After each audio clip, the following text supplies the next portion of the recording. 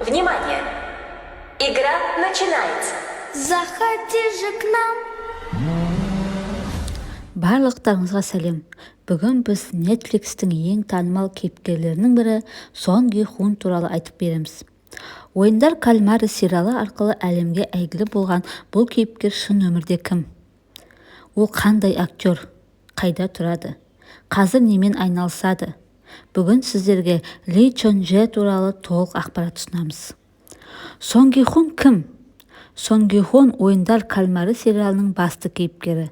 Қарапайым өмірден үмітін үзген, қарызға батқан адам.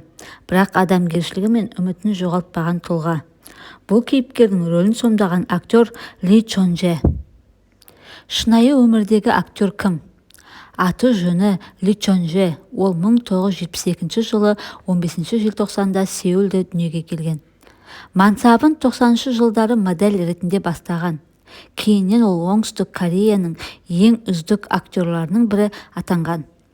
2021 жылы Netflix-те шыққан ойындар кальмары сериалы әлемдік рекорд ойнатты.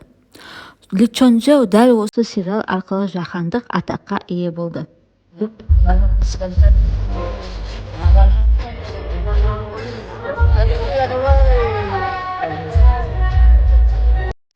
2022 жылы ол Эмми Эйвордс жүлдесінде үздік басты ер адам номинациясын жеңіп алды.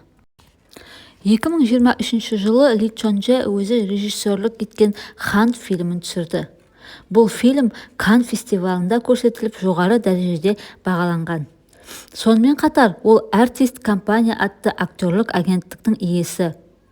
Ол актер ғана емес, бизнесмен, продюсер және режиссер. Актердің жеке өміріне тоқталсақ, Ли Чон Же үйленбеген, бірақ бірнеше жылдан бері іскер әйел Им Сё Рёнмен қарым-қатынаста. Ол Samsung мұрагерлерімен туыстықта байланысы бар кәсіпкер ханым. Жеке өмірін көпшілікке жарияламайды.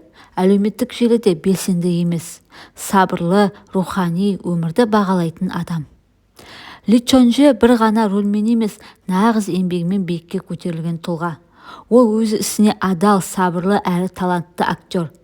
Сізге бұл ақпарат қызықты болды деген үміттеміз. Комментарийге пікір қалдырыңыз. Сізге ойындар кальмары кейіпкерлерінің қайсысы ұнайды?